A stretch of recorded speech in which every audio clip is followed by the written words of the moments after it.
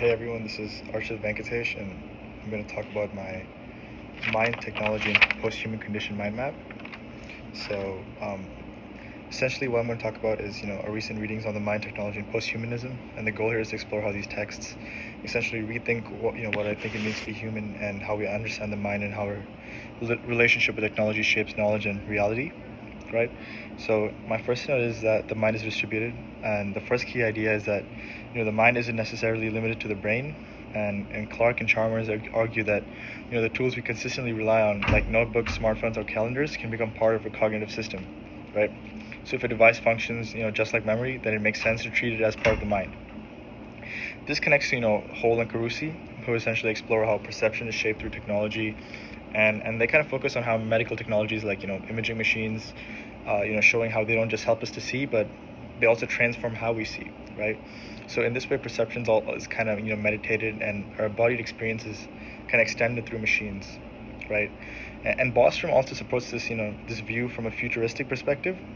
For example, he imagines a world where the mind and technology are fully integrated with each other. You have enhanced cognitive abilities through biological and digital measures, and although altogether these ideas kind of suggest that the mind is not confined to the brain, but operates across tools and different environments too, right?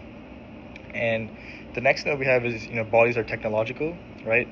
Hole and Carusi described how technologies like prosthetics and medical tools co-shape human experience.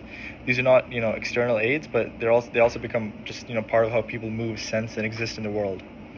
And Bostrom also argues that physical and cognitive enhancements are not just dehumanizing, but instead they represent an opportunity for humans flourishing. As we have more improved capabilities. He views enhanced bodies as not a natural, but as the next stage in human development. And Clark emphasizes how tools, even everyday objects, shape action and thought. For example, the bond, like the thin line between an organism and device become increasingly blurry once you integrate both of them together. And these thinkers show that bodies are not fixed, and technology plays an ongoing role in shaping how we inhabit the world. And the next note I had is simulated realities. It comes from Baudrillard's concept of simulation, and he argues that in modern societies, representations like media images or digital environments begin to replace reality itself, and what people engage with are no longer reflections of the real, but self-contained simulations that create their own kind of truth, right?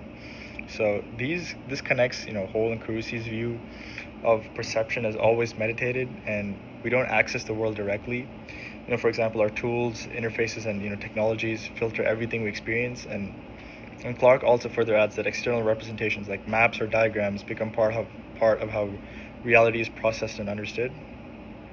So yeah, together, after these readings, it kind of suggests that reality is no longer something stable and accessible. It is kind of meditated and constructed by technology, right? My fourth note I had was value and enhancement. It's how we think about advancement and its value. And Bostrom, throughout his article, argues that enhancing human abilities, intellectually, emotionally, or physically, is not only acceptable but morally desirable. Right? He challenges the idea that human nature must stay the same, calling that view a form of status quo bias. And Clark's view supports this by showing how tools already enhance cognition. Whether it's using a calculator, a search engine, or even writing, these extensions make us more capable and have kind of become part of our everyday lives. So Baudrillard also offers a more skeptical lens, suggesting that cultural resistance to enhancement might be based on simulation of what is authentic or natural, and what society thinks of as a real humanity may already be a kind of illusion shaped by media and nostalgia, right?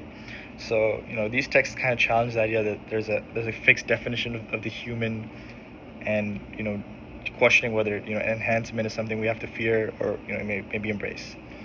And my last note is knowledge is technologically conditioned, right? Hole and Carusi focus on the scientific tools and how they shape perception.